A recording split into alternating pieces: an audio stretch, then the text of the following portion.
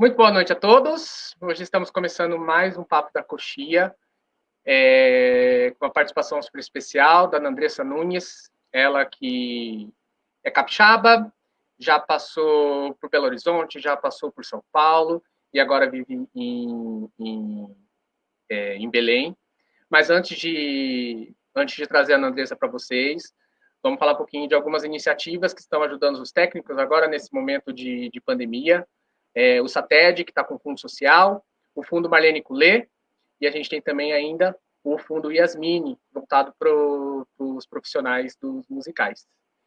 Esse é o 9º encontro do Papo da Coxia, é uma iniciativa independente de técnicos e técnicas durante a pandemia para ocupar esse espaço para trazer discussões com profissionais da área e temáticas que nos atravessam. A partir de agora, as nossas lives elas vão acontecer semana sim, semana não, e não toda semana como isso estava acontecendo. Mas vocês podem rever as nossas lives anteriores, que estão sempre salvas na nossa página do Papo da Coxia aqui no Facebook, nesses dias que a gente não tiver, nessas segundas-feiras que vocês estiverem livres sem as lives, tá bom? Eu sou o Pedro, hoje a gente tem aqui nos bastidores a Lívia Baena e o Érico Casagrande, tá? E quero trazer então para vocês agora a Andressa, para a gente ter uma conversa com ela. Ela que é diretora de produção do 2º curso de ópera em Belém do Pará, e que esse ano ele traz um módulo de formação técnica. Ano passado ele não teve esse módulo de formação técnica, mas a partir desse ano está rolando. E ela vai nos contar um pouquinho da trajetória dela e vamos conversar também um pouquinho sobre as perspectivas de formação.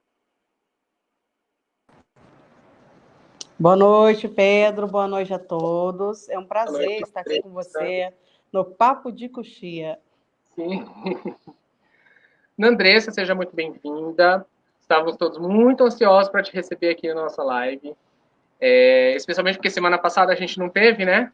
Então, essa semana a gente teve mais expectativa ainda com a sua presença. E eu queria começar sabendo um pouquinho da sua história. Eu sei que você se formou em artes plásticas. Você é capixaba. Isso mesmo. Na UMG, artes plásticas. Conta um pouquinho pra gente como é que foi. Eu costumo dizer que eu sou cidadã do mundo, né?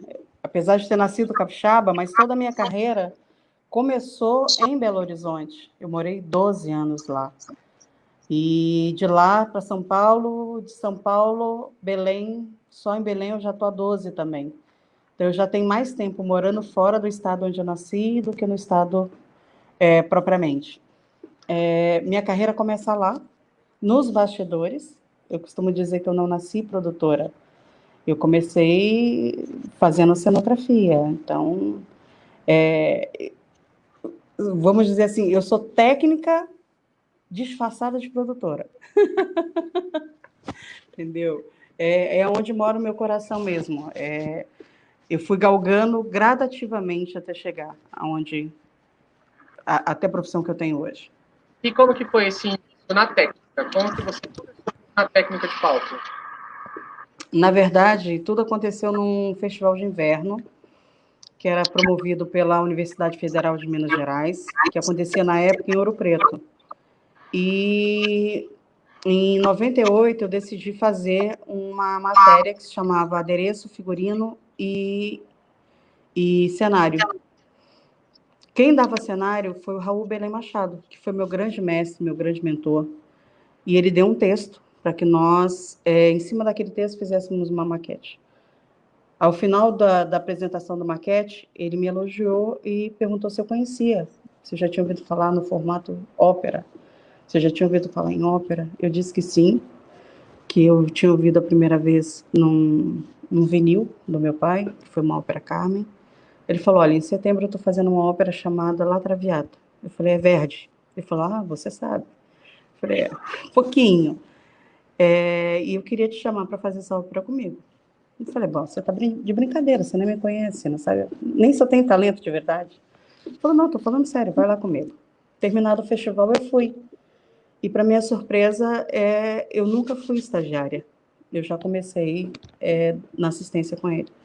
Então, assim, foram 6 anos dedicados exclusivamente ao Palácio das Artes e ao Raul, que foi toda a minha base. Ano passado, inclusive, no festival, eu assinei a ópera Amal e os Visitantes da Noite. Na verdade, assinei 2 óperas ano passado. Assinei Sor Angélica e assinei Amal. Amal, acompanhado pelo meu colega Cláudio Bastos, que é um querido aqui de Belém, um talento. Ele assinou junto comigo a cenografia. E para mim foi emocionante. Quando eu olhei o cenário montado no palco, falei, gente, o Raul teria orgulho de mim, porque muito do que ele me ensinou estava ali. Ainda estava ali, né? O Raul, ele tem... assim, que o Raul já faleceu, né? Não sei se todo mundo... Já. Faleceu em 2014. O Raul, ele faleceu. Mas e os materiais do Raul? Você sabe o destino desses materiais? Olha, até o ano que eu fiquei ainda no Palácio das Artes, ele já tinha inaugurado o Mazagão, que é a central de produção deles, que fica nessa cidadezinha chamada Mazagão. E, assim, era tudo muito bem cuidado, pelo menos naquela época. Bom, eu estou falando de alguma coisa em torno de 2004, né? Era tudo muito bem cuidado, muito bem armazenado. Eram galpões e galpões e galpões. Inclusive, nós tínhamos a possibilidade... Tanto é que quando nós montamos a Ida, a gente ainda não estava lá. Mas Turandot, que foi em 2004, já foi toda montada lá. E a Ida já estava muito bem armazenada. Então, eu não sei hoje, mas era muito bem guardado. Até porque o Raul, ele tinha um primor. O Raul, ele conseguia ser o cara mais completo. Eu acho que eu não podia ter começado de forma... com o pé mais direito do que começar com o Raul. Primeiro, ele não fazia só cenário, ele fazia cenário, figurino, adereço como ninguém. Desenhava belíssimamente, o desenho do Raul era impecável, entendeu? O acabamento dele. Então, acho que não podia ter melhor porta de entrada para mim para o mundo da ópera do que o Raul. Ele foi realmente a minha melhor escola. Ele foi para você, então, mais do que o seu chefe, digamos assim. Ele foi seu professor, foi seu formador. Mais que isso, pensa, eu me mudo em Belo Horizonte, para Belo Horizonte exatamente quando meu pai morre. Eu não tenho mãe desde os 15, não tenho pai desde os 21. Então, o Raul entrou na minha vida e ocupou um lugar que ninguém nunca tinha conseguido ocupar, que ser uma espécie de pai, sabe, para a minha vida. O Raul foi em todos os sentidos, foi um cara que, depois do meu pai, foi o que eu mais admirei nessa vida, pelo talento, pelo caráter, pela moral, pela genialidade, que ele conseguia ser genial. As aulas do Raul conseguiam ser um negócio que você não conseguia tirar o olho. Às vezes eu terminava o meu turno, terminava de fazer a montagem da ópera naquele dia, ou terminava de fazer a cenografia, e ia para o Cefar, que era onde ele dava aula, que ficava dentro do complexo do Palácio das Artes, para assistir às aulas dele. Porque a aula dele já era um espetáculo à parte, era um negócio único, sabe? O Raul foi uma grande perda nesse plano, infelizmente. Ele valorizava muito o trabalho. Sim, sim. Olha, pensa, naquela época, boa parte da equipe dele era formada, de cenografia, era formada por mulheres, entendeu?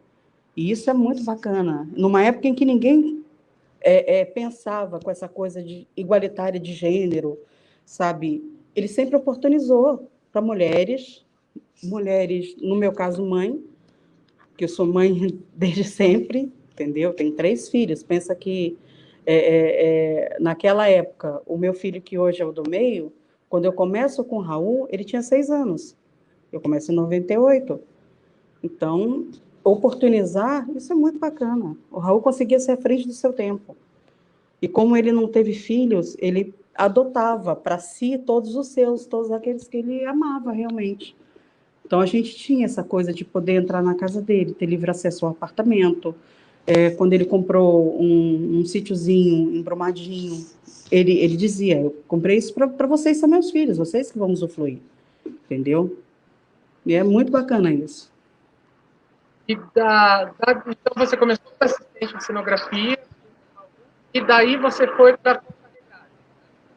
Sim, termina dando paralelo, né? Nem sempre técnicos ganham tão bem quanto mereciam. Sim. Né? Então, muitas vezes, para equilibrar o orçamento, eu comecei a aprender a fazer contra-regragem. Na verdade, com a Cristina, que era a contra-regra-chefe na época, e E foi outra escola também, porque é uma outra realidade, né? Você tem que ter a mente muito organizada para saber o que você está fazendo. Tem contra-regra que se não souber o que está fazendo, ele acaba com uma ópera. Acaba com o trabalho de todo mundo, né? É muito famoso você falar aí de uma tosca em que não tinha uma faca para matar o Scarpia. De repente, o contra-ré colocou uma colher e um garfo. Como é que mata? Não mata, né? Você mica a ópera ali. Então você também caiu na contra-regragem, assim, no susto. Tu vai, faz. Meio que por vontade, na verdade, querendo aumentar o orçamento, lógico, mas foi uma escola que me preparou para ser diretora de palco. Diretora de palco, sim. Eu caí literalmente de paraquedas. Eu vim para fazer cenografia e contra-regragem em 2003 no Festival de Ópera aqui em Belém. E o diretor de palco que viria fazer a direção de palco de Flauta Mágica, que era uma flauta complicadíssima, toda em luz negra, cenário, nossa, primoroso do Fernando Agnès, sabe? Lindo, mas cheio de pirotecnia, gente que voava, gente que descia no elevador. E aqui no Teatro da Paz a gente não tem elevador de palco, como no Palácio das Artes ou no Municipal de São Paulo. O elevador de palco é tirar uma quartelada e tem um elevador mecânico, é na mão. Então, gente que sobe, gente que desce, com peso diferente, nossa. Naquele ano eu tive certeza que se eu não enlouquecesse, eu não enlouqueceria nunca mais. Porque foi na unha, peguei esse touro na unha. Você entrou no Festival de Ópera como diretora de palco, não, ainda não na produção? Ainda não. A primeira vez que eu vim a Belém, em 2003, eu nem sonhava que um dia eu ia morar aqui. Imagina, eu morava em Belo Horizonte e trabalhava no Palácio das Artes. Eu conheci o produtor da época um ano antes, em 2002, quando ele foi dirigir um Guarani lá, e sempre nessa história, fazendo cenário e fazendo contra-regragem. E ele gostou da forma com que eu fazia contra-regragem. E me pediu o telefone. Eu falei, mais um que vai me pedir o telefone nunca vai me ligar, né? Não ia ser a primeira vez. Para minha surpresa, em 2003, acho que era tipo março, abril, a esposa dele me liga e me convida. Queria que eu fosse primeiro para São Paulo para ajudar na questão da cenografia e depois viesse para Belém para fazer a parte de contra-regragem, os ajustes que precisassem de cenário das duas óperas. E era isso, basicamente. Então, eu fui para passar, sei lá, 3 meses e achando que era só aquilo. E, de repente, eu me vi dirigindo um palco, voltando nos anos seguintes, ficando até 2006 com esse produtor que fazia o festival na época. Essas óperas, elas haviam todas de fora, não eram óperas que Não, naquela época, o que acontecia? Todas as óperas vinham prontas, literalmente. Cenário, figurino, todas prontas. Vinham 2 carretas normalmente e todos éramos de fora. Desde os técnicos, tirando os técnicos de maquinária que a gente usava o pessoal do teatro, todo o restante vinha de fora. Iluminadores, figurinistas, cenógrafos, todos de fora. Entendeu? E aí, para o meu susto, em 2007, quando os astros se alinham, e aí eu já estava no Municipal de São Paulo, já estava trabalhando lá, sempre com a Eliane, que, por sinal, deixa eu tocar nisso, porque realmente me emocionou. Vocês conseguiram me surpreender com uma coisa que eu não estava esperando. Quando hoje eu vi que me marcaram numa publicação, e eu vi que era um depoimento da Eliane Lax, que, para mim... Nossa, Eliane e Raul são as 2 únicas pessoas que eu cito no meu currículo artístico. São as únicas 2. Se teve uma raiz, teve uma base, são eles 2. Raul formatou o profissional de palco que eu sou. E Eliane Lax formatou a produtora que eu sou. Então, assim, eu realmente fiquei emocionada. Tanto é que eu comentei em cima da postagem dizendo para sempre Trin Lax. Não tem como. Sempre você. Ela é um espelho para mim. A Lax é um exemplo de produtora que dá certo, entendeu? Muito competente. Muito. É uma escola. A Lax aqui em São Paulo, Raul, Minas Gerais. Sim. Raul, onde eu começo, São Paulo, a Lax, que é por onde eu passo, né? Porque eu brincava e dizia, trabalhar no Teatro Municipal de São Paulo, a grande vantagem é que as pessoas não ouviam meu nome. Quando eu ia fazer um orçamento ou qualquer coisa, bastava dizer, é na Andressa, eles não tinham ouvido na Andressa, mas ouviam o sobrenome, do Teatro Municipal de São Paulo. E me fala uma coisa, voltando ao festival. Essas óperas, então, elas vinham todas prontas para você, Todas assim, prontas. cenografia, tudo, mas chegou o momento que vocês tiveram que produzir a própria ópera de vocês, ou sempre foi assim? Não. Em 2007, troca-se o governo, Sim. mas o festival continua. E aí abre um hiato nesses 19 anos de festival, em que durante 4 anos, de 2007 a 2010, ele teve o nome de Festival Internacional de Ópera da Amazônia. Porque como a gente não sabia se o festival tinha sido registrado pelo antigo produtor, assim como ele registrou o concurso Bidu Sayão, então, para não ter problema em termos jurídico, nem nada, trocou-se. E aí, para minha surpresa, eu já estava no Municipal, recebo uma ligação da diretora do teatro na época, que era a Johnny Colares, que é uma cantora de ópera incrível, me convidando, né? Na verdade, ela primeiro me ligou pedindo uma assessoria em cima do festival, para eu ver como é que estava, se estava indo certo, como estava sendo feito. Aí depois ela liga para mim e diz assim, você topa vir fazer o festival? Eu falei, olha, topo, bora. 3 meses, deixa eu ver como é que eu faço aqui para me pedir essa licença, entendeu? E vim. E a gente tinha 3 óperas naquele ano para fazer, sendo que uma delas era um Guarani, e que eu não tinha nada, eu não tinha um par de meia. Tive que partir do zero, literalmente. Então, como é que eu me viro? E aí é a conclusão que eu chego, que nada acontece por acaso. A experiência, a expertise que eu ganhei com o Raul me possibilitou ir para dentro do barracão de escola de samba, mostrar para o pessoal do carnaval que a ópera não é tão diferente. Você só precisa entender que nada precisa ser tão pesado. Precisa parecer pesado, mas não pode ser pesado. Entendeu? E pegar o pessoal que já fazia fantasias. Aqui tem um concurso que é tradicional, que lembra muito os concursos de fantasia do Clóvis Bornai, de antigamente. Aqui se chama Rainha das Rainhas. Então, nesse ano, eu conheço um figurinista incrível, que foi o Hélio Alvarez, um arquiteto incrível, que é o Cláudio Rego, e deu samba. Nós fizemos naquele ano Guarani, que não é pequeno, fizemos Cenerentola e fizemos Janisquique. E como é que foi essa transição desses técnicos do carnaval para o festival de ópera, para entender essa adaptação, porque o figurino não é o mesmo, o cenário não é o mesmo. Você se viu na necessidade de treinar esses técnicos, de formar esses técnicos de alguma maneira, para que eles se capacitassem para poder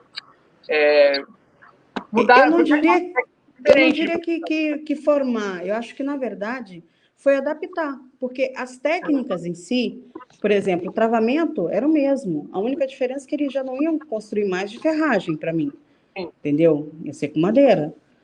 Então, era só adaptar. Chegar para o carnavalesco e dizer, olha, aqui no Rainha da Rainha você precisa de muito brilho. Na ópera, menos é mais, entendeu? Na ópera, não é você que cria, é um conjunto para você chegar ao resultado final. É uma conversa com o diretor para saber qual é a concepção dele para aquela ópera, entendeu? Não basta só você ir assistir um vídeo no YouTube e achar que vai ser aquilo, não é. É um conjunto, é todo sabe, uma engrenagemzinha para funcionar e chegar à ópera como ela é. Então, na verdade, acho que não foi capacitar, foi refinar, porque a qualidade técnica eles já tinham, só foi refinar para chegar onde eu precisava. E aí, uma coisa que eu sentia muita falta na época é a ausência de alguns materiais, que eram mais difíceis aqui. Hoje, o festival com 19 anos, isso já melhorou e muito. Imagina, eu acho fibra de vidro dobrando a esquina. Eu acho isopor P5 no fornecedor da BR, entendeu? Mas antes, eu tinha o quê? O P0 e torce para a escultura não ter que ser muito detalhada, que senão você vai entalhar o nariz e sai metade. Fica Michael Jackson. Mas você acredita que tem alguma relação com o crescimento do festival de ópera? Com certeza.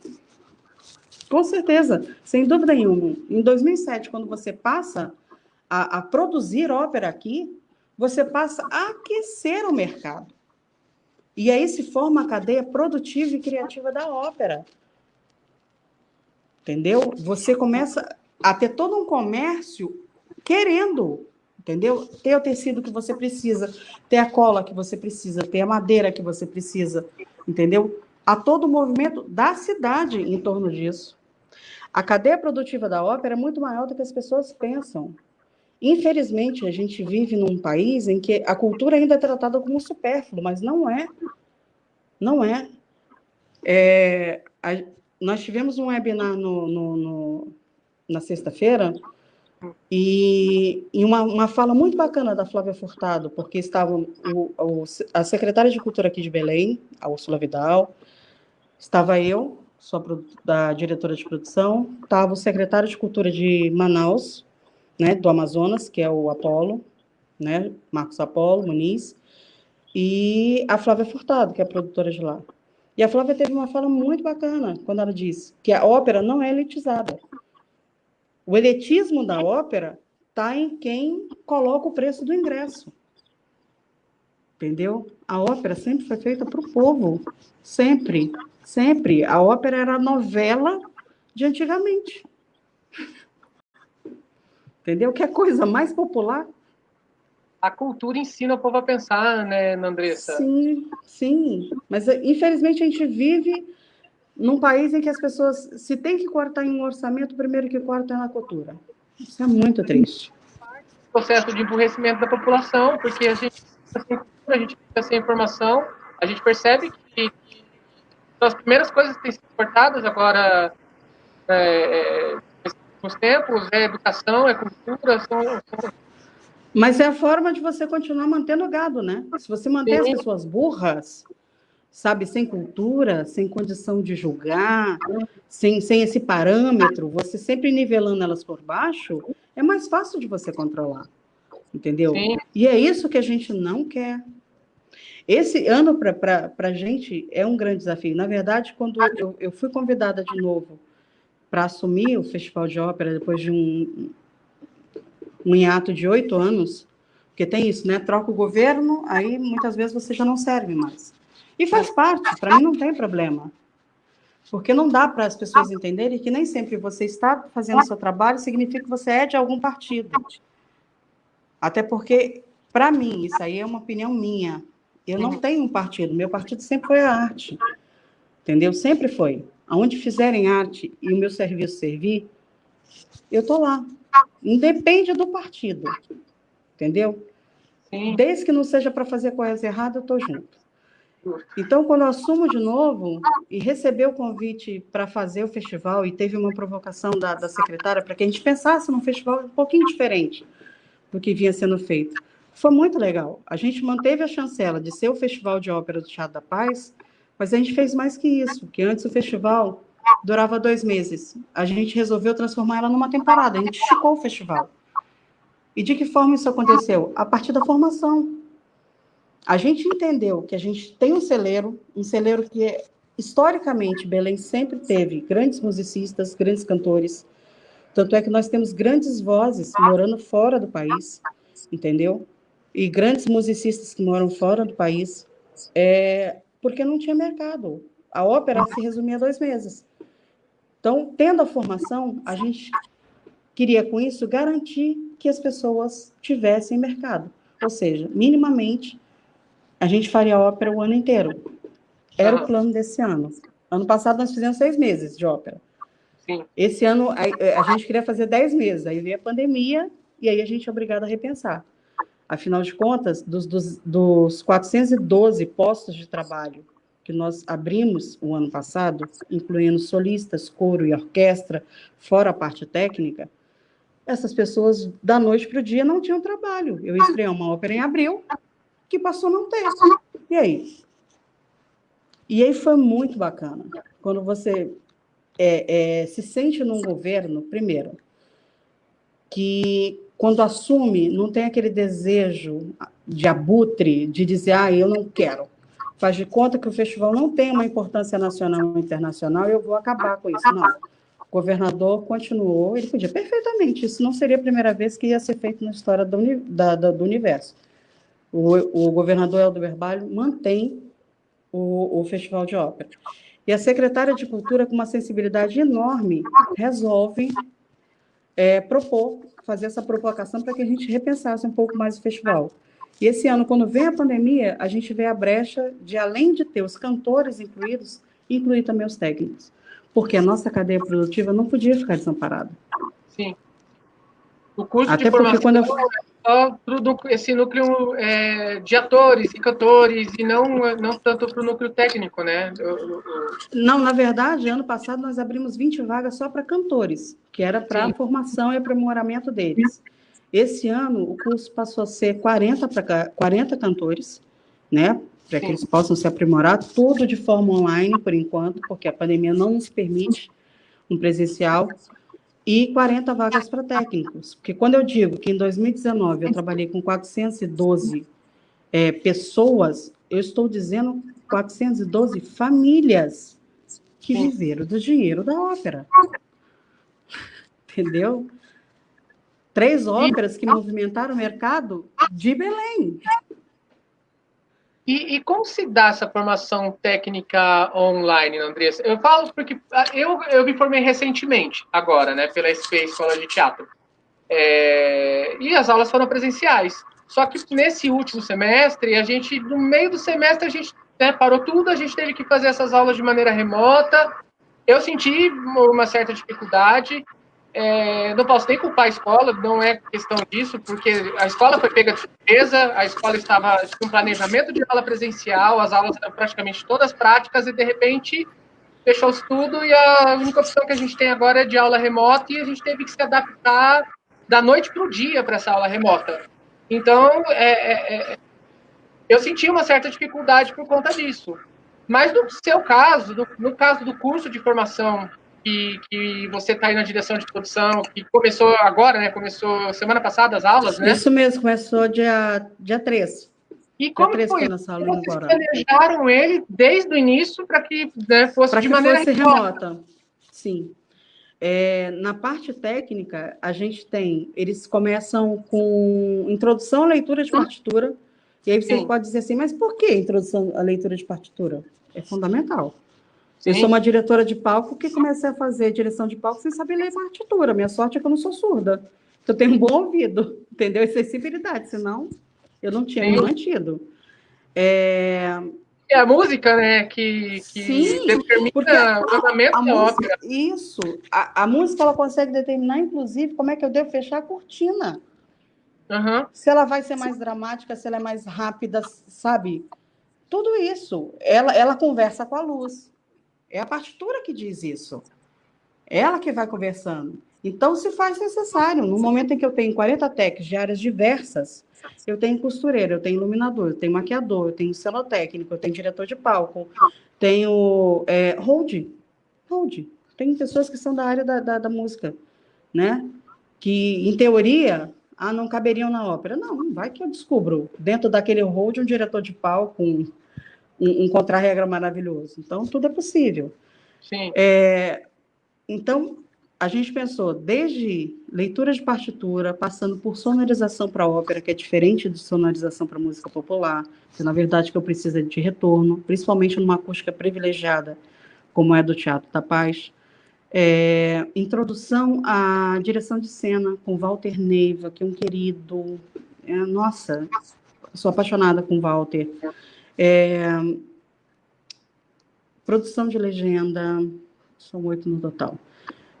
Direção de palco, com o André de Piroli, que é do São Pedro, visagismo com a Tissa Camargo, e tá faltando alguém. Fábio Namatami, com figurino.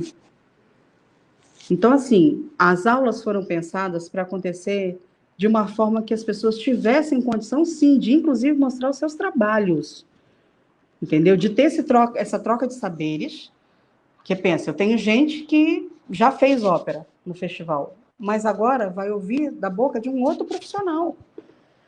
E por coincidência ou não, e na verdade eu não acredito em coincidências, essa pandemia não vem à toa. Isso abre um horizonte para mim. A gente tinha, antes de entrar a pandemia, o intuito de promover o primeiro fórum de técnicos do Brasil aqui no Festival de Ópera, né? De trazer pessoas para ter essa troca de saberes. Gente, eu descobri que de forma remota eu posso falar com o mundo inteiro. Com o mundo inteiro, ou seja, eu posso ter os melhores profissionais, trocando conhecimento com os meus daqui.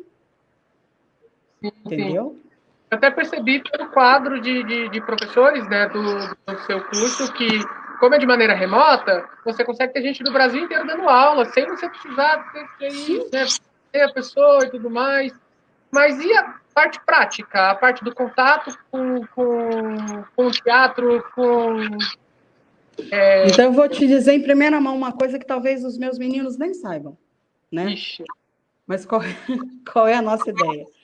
A gente pensou em toda uma plataforma também em que eles tenham, de forma segura, lógico, seguindo todos os protocolos, não agora, mas um pouco mais para frente, que eles possam preparar pequenas cenas de ópera, onde eles vão aplicar os conhecimentos deles, Sim. Entendeu? Em que eles preparem uma ópera do começo até o fim, desde a direção, passando pela luz, pelo figurino, entendeu? E aí o figurino, de repente, eu não tenho condição de fazer um figurino convencional, então eu vou fazer um figurino, um cenário convencional, então eu vou fazer um cenário digital, entendeu? E ter essas gravações que vão ser disponibilizadas, inclusive, no nosso canal do YouTube, sabe? Para que eles tenham a prática. E como a gente tem a intenção de, em dezembro, fazer o Itabarro, que era a ópera que nós faríamos em abril, de ter essa vivência de forma presencial entre eles, essa troca de saberes. Entendeu? Em que eles se organizem e vão para o ateliê de costura para ver como é que é o desenvolvimento do pensamento do figurinista que vai assinar a ópera, que é o Fernando Leite, entendeu? Que vão para o galpão acompanhar como é que vai ser a confecção desse cenário, que é assinado pelo Carlos Dallamerlino, e por aí vai. Que eles tenham, então, em algum momento, essa vivência. Esse trabalho, então, o que eles produzirem, então, vai ficar disponibilizado na internet? Sim, e mais, as nossas aulas, boa parte das aulas, vão ser disponibilizadas no canal de YouTube, de forma gratuita. Essa era a minha próxima pergunta. Sim, vai. Nós temos algumas aulas que são da turma de canto, que são mais complicadas, principalmente as oficinas que são de teatro. Porque muitas vezes você tem um trabalho de imersão. Sim. E aí a gente não quer expor ninguém, que é um elemento muito particular, é muito de cada pessoa. Então, essas aulas não vão ser disponibilizadas. Mas, por exemplo, de canto, História da Ópera, com Sérgio Casoy. Disponível, gente. Pelo amor de Deus. E Sérgio Casoy, ele por si só já vale a pena. Entendeu? Uma aula do Sérgio, para mim, vale ouro. Sabe? Eu acho ele genial. Sérgio é um parceiro querido. Dicção para cantores, com a Gena Vieira. Disponível para o pessoal. Entendeu? Deixa eu ver o que mais. Algumas aulas, talvez, do maestro Gabriel Esquirato, talvez seja disponibilizado, dúvida. Mas as de técnico, tirando introdução à música e legenda, todas as outras 6 vão ser disponibilizadas de forma online, para que as pessoas possam acompanhar, eles vão acompanhar como ouvinte. E já tem um canal que vai ficar disponibilizado essas aulas? Nós temos um canal em que o nosso pessoal recebe o link, porque o que acontece? O YouTube, você tem que ter X mil assinaturas para que aquele domínio seja seu.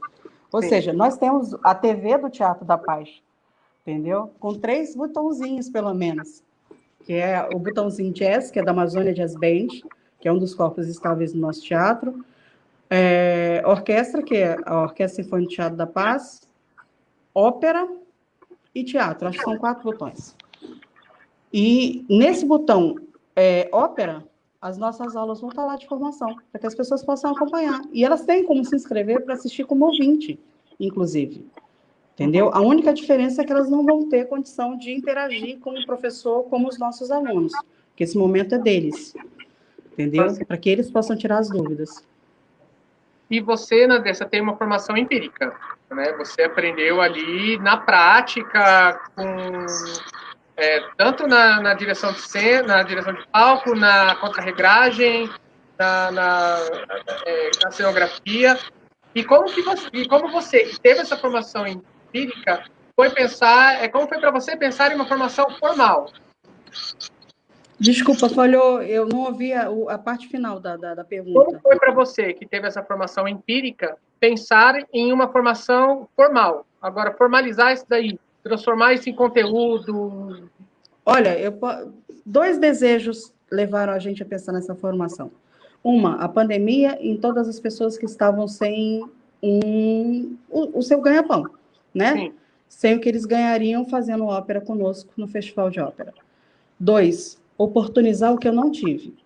Eu tive a sorte de ter grandes mestres, mas eu não tive uma formação que alguém dissesse assim, olha, esse é o caminho das pedras. Não, foi muito intuitivo. Então, é ofertar às pessoas algo que eu não tive, entendeu?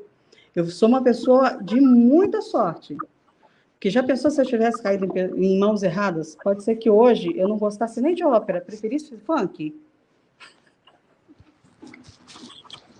Entendeu? Então, eu dei muita sorte, sabe? De ter caído numa mão de um Raul, ter começado a produzir com Eliane Lax, porque pode ser que eu tivesse desgostado, que eu tivesse sido uma das muitas sementes que esse nosso sistema duro já matou antes mesmo de crescer, porque não tiveram oportunidade. Ninguém quis saber se eles conseguiam fazer, entendeu? Para mim, tem um grande diferencial. Quando eu vou de Belo Horizonte para São Paulo, eu digo que São Paulo é uma cidade de oportunidades, porque lá, realmente, você não precisa de uma panela para você trabalhar. Se você disser que sabe fazer, você encontra alguém que te dá oportunidade para provar que você sabe fazer. Isso é muito bacana. Sim. Sabe? A generosidade da Lax é uma coisa que eu nunca vou esquecer. Nunca na minha vida. Acho que enquanto as vidas eu viver, eu sempre vou... A Lax, ela sempre vai ser o meu espelho. Ela é o meu espelho. Entendeu? Apesar de ser muito mais bonita do que eu, mas é o meu espelho.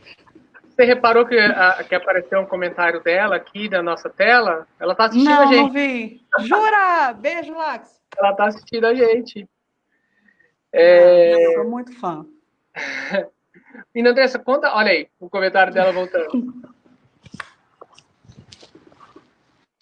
Andressa, é muito linda. Como é que foi esse processo de estruturação do curso, né? O movimento para fazer isso dar certo, quem e como vocês montaram o curso de formação, mais para a parte voltada para os técnicos? Olha, na verdade, o festival é pensado em 3 cabeças. Pelo Daniel Araújo, que é o diretor-geral do Festival de Ópera, a Gena Vieira, que é a diretora artística, e por mim, que sou a diretora de produção. Então, na verdade, foi uma questão de adaptar. A gente viu a necessidade e resolveu fazer alguma coisa, entendeu? Lógico que a gente não conseguiria isso se não tivesse um amém da secretária de Cultura, que é extremamente preocupada. Assim que detonou a pandemia no Brasil, aqui em Belém, ela já tinha lançado 2 editais para toda a classe artística, entendeu? Para ver se conseguia solucionar. O primeiro, que foi o Tia Quieta em Casa, era um prêmio, assim, bacana, pô. R$ 1.500, eu acho um prêmio ótimo para um vídeo de até 5 minutos. Uau! E ali você teve como contemplar a galera da música, do audiovisual, do teatro, da literatura, entendeu? E aí ficava faltando uma coisa que eu pudesse contemplar o pessoal da cadeia produtiva da ópera. E quando ela compra essa ideia, foi perfeito, casou perfeitamente. Sabe? Há essa necessidade. Eu acho que no momento em que as pessoas estão se batendo, pensando como vai ser o amanhã delas, minimamente 40 pessoas é uma bolsa que não é uma bolsa milionária? Não é. Mas já ajuda a pagar alguma coisa. Para quem não tinha um horizonte de que iria ter alguma receita até dezembro, passa a ter uma receita até dezembro. Chegou uma pergunta para a gente, Andressa. Boa noite, bela iniciativa em Belém e bela reflexão sobre a visão de formação. Como você vê a importância de formar técnicos? E a nível nacional, você acha que estamos muito atrasados? Nós temos diferenças, né? Se parar para pensar que nós somos um país razoavelmente novo, é um complicador. Mas aí podem dizer, mas os Estados Unidos estão muito mais à frente da gente tecnologicamente, em termos do fazer técnico, né? Porque se você pega lá um diretor de palco, é dado um valor muito diferente do que é dado aos nossos diretores de palco daqui, né? Tem essas diferenças, mas nada que a gente não possa consertar, nada que a gente não possa melhorar. Por exemplo, não significa que só porque as condições não são as melhores, que você não possa fazer como se você tivesse condições realmente exatas, tentando chegar pelo menos mais próximo do que é uma realidade.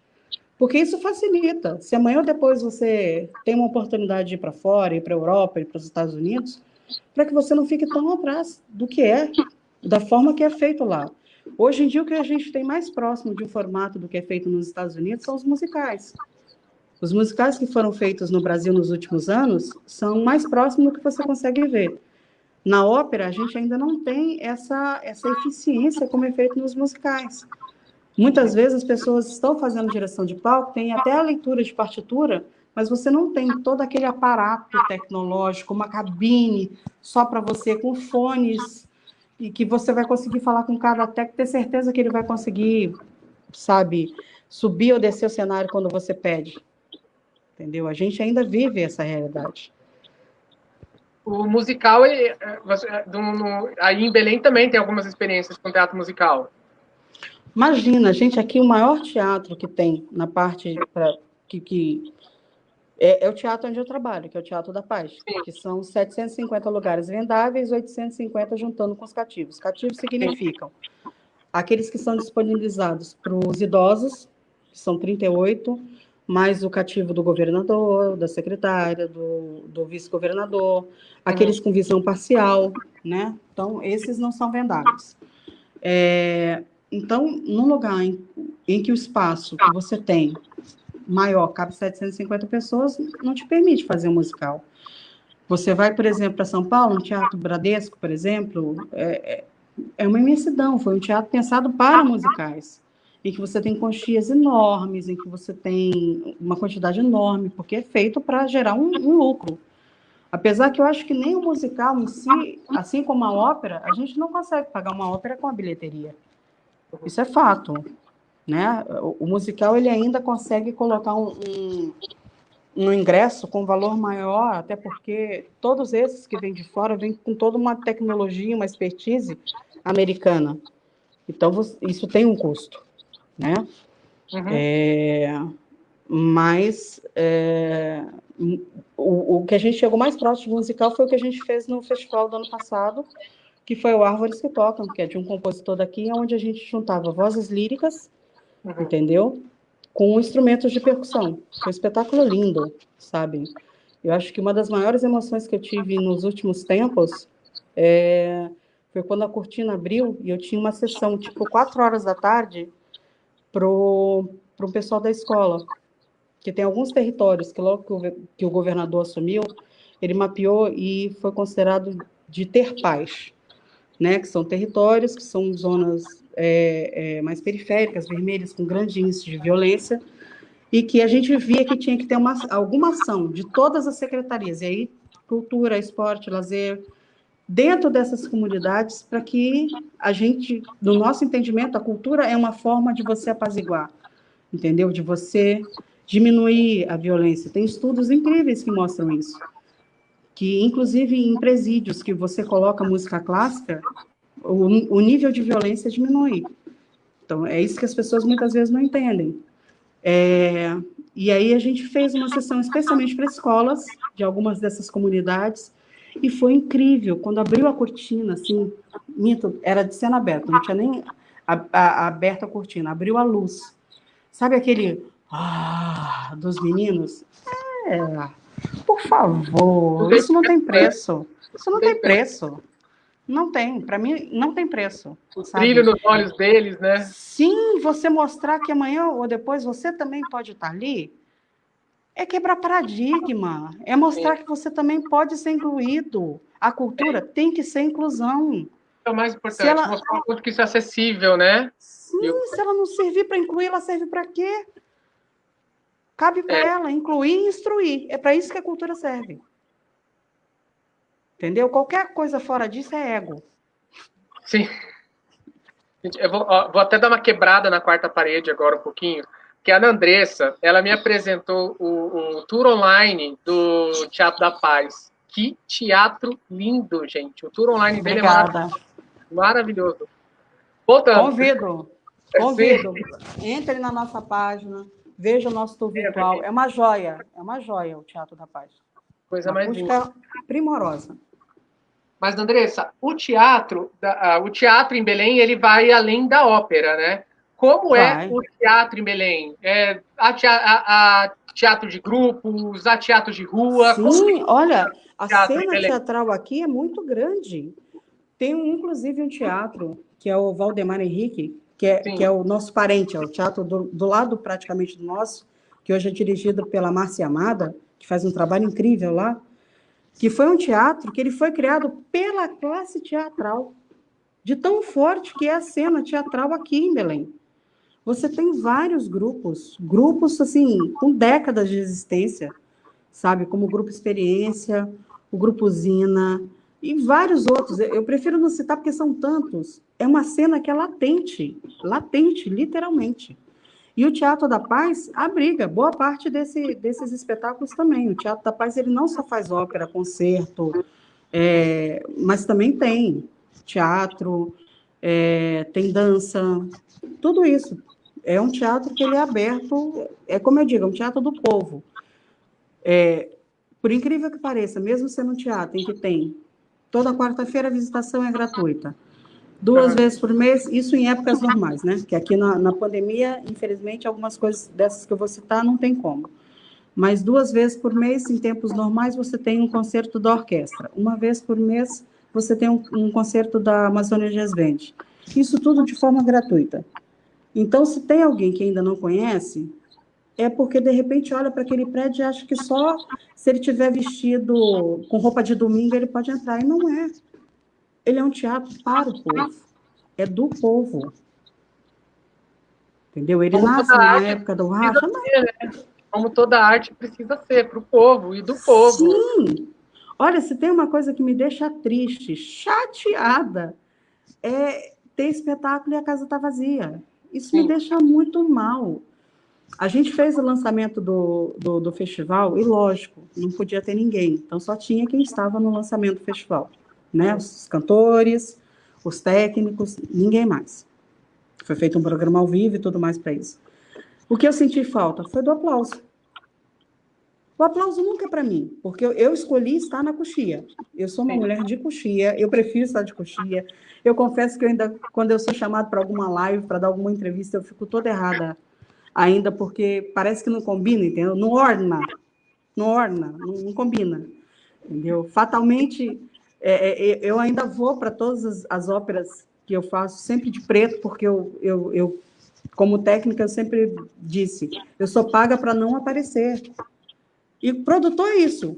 Produtor, de certa forma, ele é pago para não aparecer. Se a produção for redondinha, ninguém nem lembra quem produziu. Dá alguma coisa errada para saber se não sabe o nome, o sobrenome, endereço e o CPF da criatura? Sabem. Sabe até a profissão da mãe, se a mãe ter sido. Andressa, o curso de formação ele é voltado para a ópera, que dá suporte para a ópera. Mas como que é levar isso para o teatro de grupo, para espaços alternativos, para o teatro de rua? Esse curso ele capacita também para as outras modalidades de teatro? Eu acho que oportuniza, você abre um horizonte.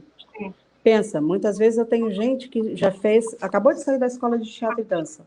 A experiência dele, muitas vezes, foi com um projeto dele de formação. Uhum.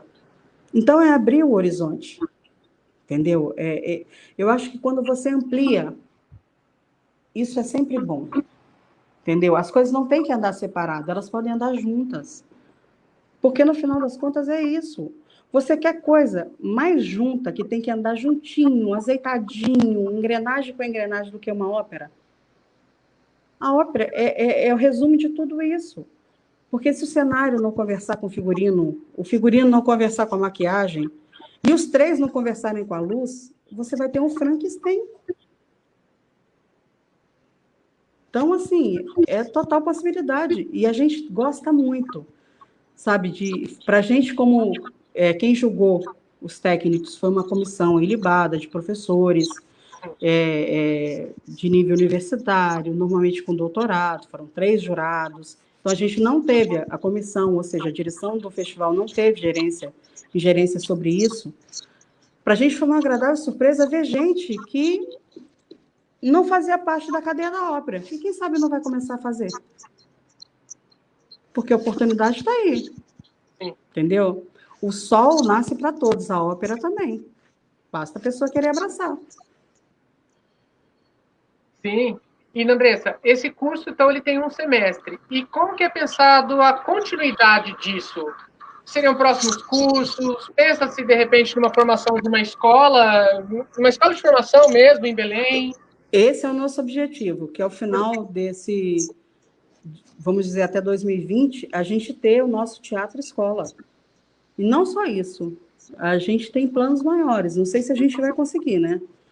Que é de repente, fazer mais um corpo estável, que seria o nosso coro. Mas isso é numa esfera maior do que aqui eu tenho ingerência.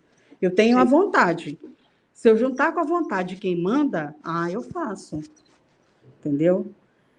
Mas o nosso plano é ter, sim, um teatro-escola. Assim como tem, o Municipal de São Paulo tem, não sei se voltado para técnico, mas eu lembro que na minha época tinha escola de bailado, tinham outras possibilidades.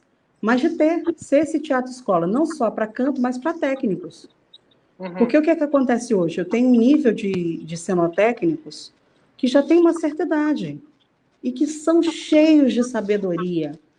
Eles não aprenderam numa escola formal, eles não foram para a faculdade fazer, eles aprenderam com a vida. E precisa que esses saberes sejam divididos.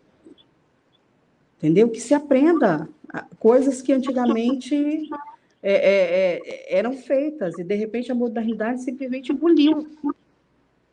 Entendeu? As pessoas acham que manobrar uma vara no cenário é simplesmente apertar um botão, e não é. Se você não contrabalancear, você vai causar um acidente no palco. Entendeu? Esses saberes precisam ser divididos. Informação não se guarda, né? Não. A informação guardada em ferrugem, da bolô, ficou horrível.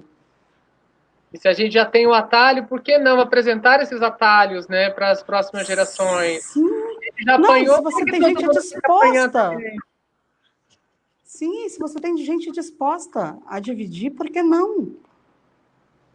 Sabe, eu acho que no momento em que as coisas estão tão divididas, em que a gente vê um caos total, e quando você tem esperança de que, de repente, esse caos humanize as pessoas que parece que tinham perdido sua humanidade, você ainda vê situações de pessoas que parece que nada está acontecendo, ela acha que dinheiro ainda é o que regra e o que faz delas acima do bem e do mal.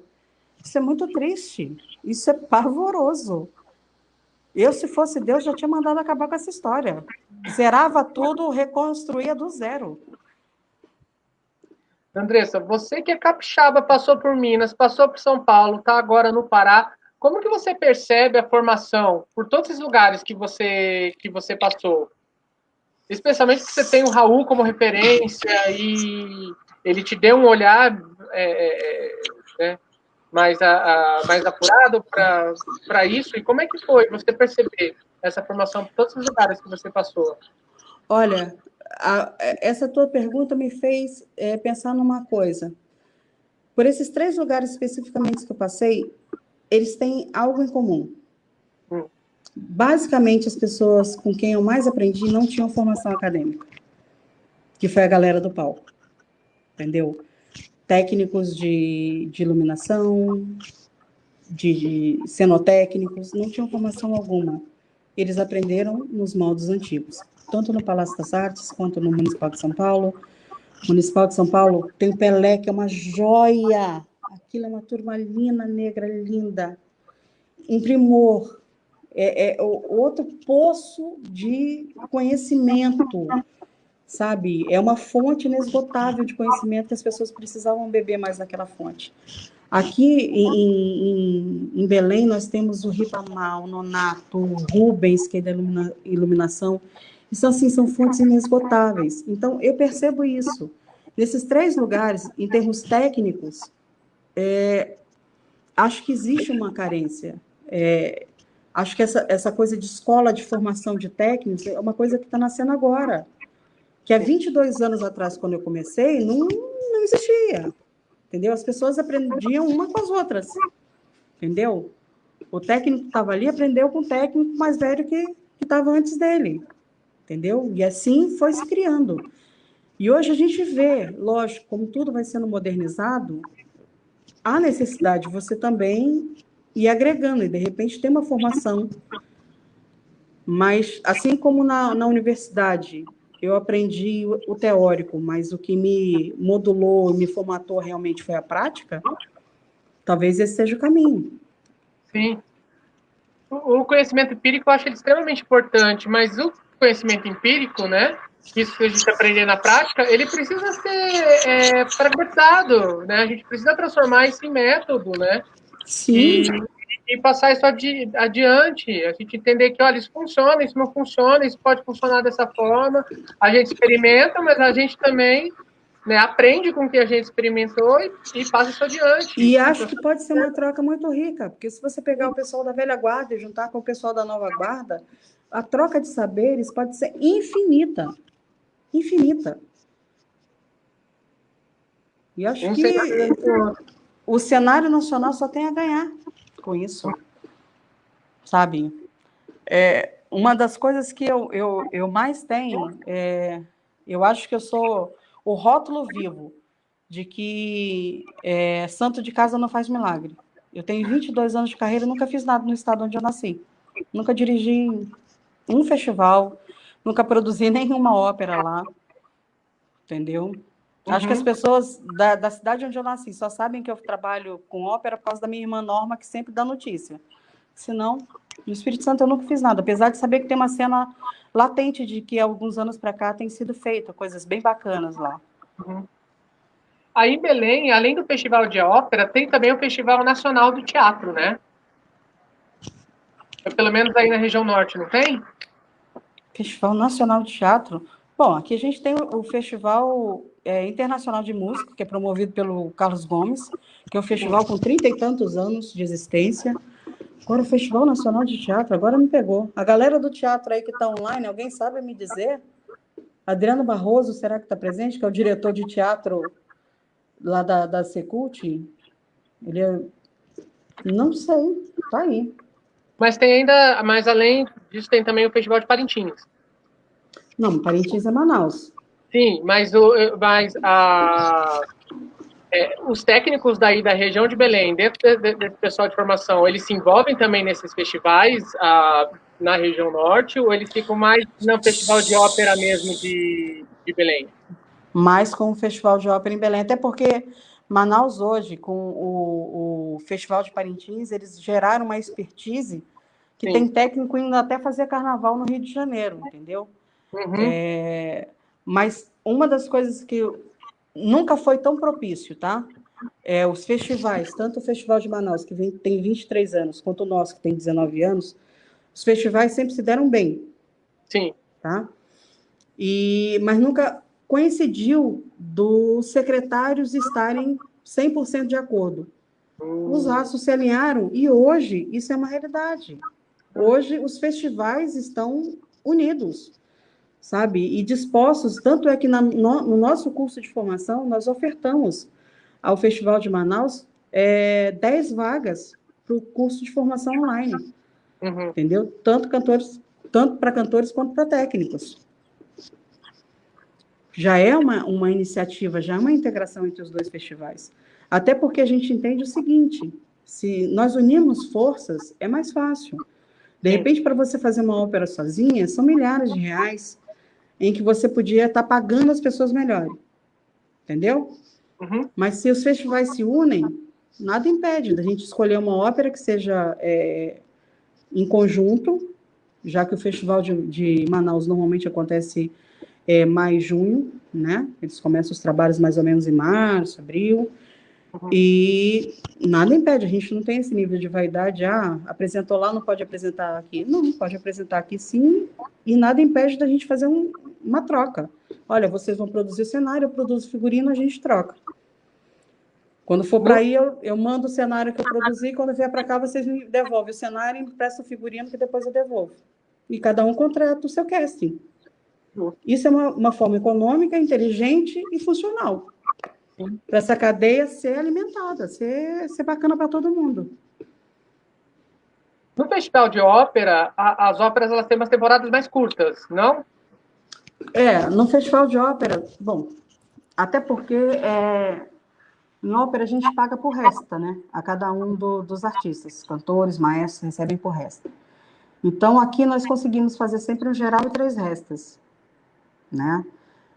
O que a gente consegue fazer mantendo um preço, um valor de cachê, pelo menos, palatável, né? Porque a gente também não tem interesse nenhum de desmerecer o trabalho de quem quer que seja.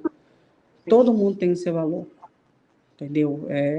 O que a gente busca é, principalmente, dar condições para que as pessoas trabalham, sabe? E condições vai muito além do que o ambiente onde trabalha. Condições financeiras, de dizer, poxa, eu vou fazer um trabalho muito legal, que no final minha recompensa é boa. Então, isso é bom.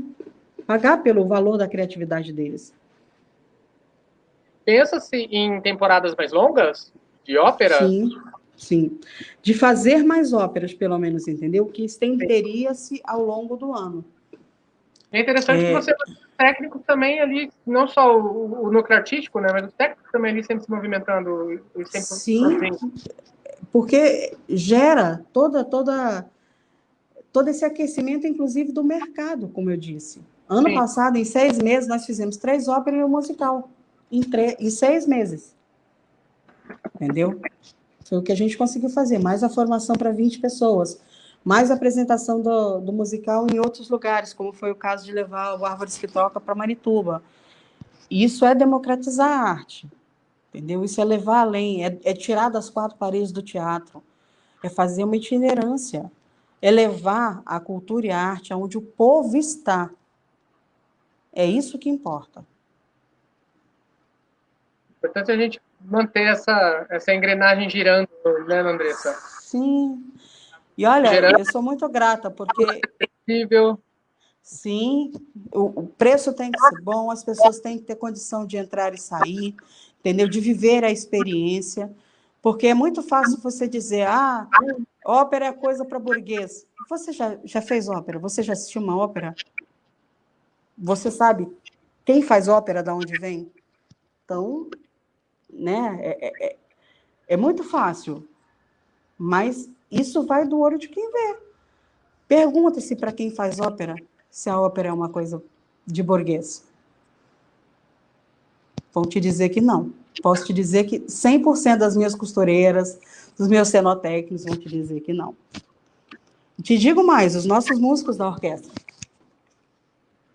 Entendeu? Todos eles vêm, a grande maioria, de bairros mais periféricos. Eles não estão nos bairros mais centrais. Entendeu? Aqui gente que pega condução. Pega condução para ir. E projetos sociais que formam músicos, artistas.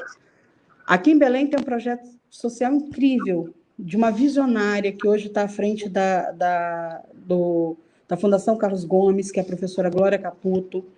Ela tem a fundação dela, que é a Fundação Amazônica de Música, e é incrível o trabalho que ela faz. É um trabalho incrível, com mais de 15 anos de existência, em que a criança entra entre 7 e 9 anos, com o dom que Deus deu, ou seja, com a voz, passam a ter, na sequência, elas fazem canto coral e flauta doce, Em menos de um ano, elas já estão com algum instrumento que pode compor uma orquestra, ou violino, ou cello, ou contrabaixo, ou flauta transversal, algum instrumento. E elas podem ficar nesse projeto até os 23 anos, que é quando elas já estariam na Orquestra Jovem Vale Música, que é do projeto dela. É incrível. E é incrível como é um celeiro. Hoje, boa parte da nossa orquestra, da Orquestra Sinfônica de Teatro da Paz, são formados por oriundos desse projeto e da Fundação Carlos Gomes. São grandes nomes. Eu acho isso tão lindo, assim. Eu acho que toda a cultura ela precisa ser acessível. A gente precisa entender que a música clássica ela pode ser, ela é popular, né? Ela não pode ser, ela é popular, sim. Sabe? Ela é acessível. A ópera ela é acessível a todos. O funk, o pop, o axé, a música regional, tudo é popular. Tudo tem que ser acessível. Tudo tem que ser prestigiado. Você me fez lembrar uma coisa. Naquele Guarani que eu falei que eu fiz em 2007, o maestro Roberto Duarte foi quem regeu. E ele resolveu colocar no terceiro ato, na íntegra, a parte que é feita por balé. E sabe o que tinha no... E isso eu tenho gravado em DVD, e tem inclusive disponível no YouTube. Guarani feito no Festival de Ópera do Teatro da Paz. No meio do balé todo, dos minuetos todos, eu tinha um grupo de dança de rua, dançando. Vestidos de índio, dançando hip hop, dança de rua, no meio do palco. Direção maravilhosa do William Pereira, escândalo de maestro Roberto, incrível, regendo a orquestra, foi lindo.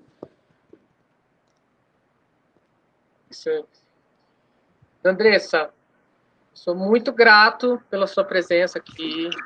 Foi uma delícia conversar com você. Eu espero que quem esteja também tenha adorado conversar com você. Acho super importante a gente conhecer mais do que está acontecendo no Brasil afora, não ficar fechadinho na bolha de São Paulo. Acho super importante. E o trabalho que está acontecendo aí em Belém, eu acho incrível, é lindíssimo. Eu espero que esse curso de formação se perpetue, que aconteça uma escola de formação e que ainda haja muita troca assim, entre a gente, de conhecimento, de trabalho. Pedro, eu quero muito agradecer a vocês pela oportunidade. Eu acho que é sempre para mim um prazer falar de uma das coisas que eu mais amo, que é fazer cultura e arte. Hoje eu faço pela linguagem ópera, né? Mas eu acho que não há fronteiras. Agradecer a oportunidade, agradecer a presença de quem acompanhou a gente até agora, agradecer o convite generoso de vocês, de verdade. É sempre um prazer. E convido, olha, quando acabar essa pandemia, vem para cá, gente. O norte é menos longe do que se imagina. Isso é. É logo ali. Passa um tour virtual pelo vale site a pena. Do Teatro da Paz. Enquanto a pandemia não passa, vem conhecer o teatro pelo tour virtual. É lindo. Antes de encerrar, eu quero convidar todo mundo, inclusive você, Andressa, para assistir. Nosso próximo encontro será no dia 24/8. Portanto, semana que vem não temos encontro, mas no dia 24 teremos. O tema é Pesquisas Acadêmicas em Técnicas de Palco, com o Rafael Biquim, com a Cláudia Salomão e a Priscila Chagas, que trarão para a gente seus trabalhos. Maravilha! Feitos aí na área acadêmica, para a gente conhecer um pouquinho mais. E sim, técnico de palco também pesquisa, técnico de palco também estuda, e é isso, minha gente. Muito obrigado para todo mundo. Mais uma vez, muito obrigado, Andressa. E até o nosso próximo encontro. Obrigada, Pedro, de verdade. Um beijo para você e para todo mundo do Papo de Coxinha.